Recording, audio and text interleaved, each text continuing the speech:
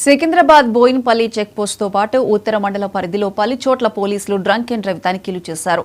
New year వేడుకల నేపథ్యంలో నిన్న రాత్రి 9 గంటల నుంచి వాహనాలను తనిఖీలు చేశారు. తాగి డ్రైవ్ చేసిన వారిపై కేసులు నమోదు చేశారు.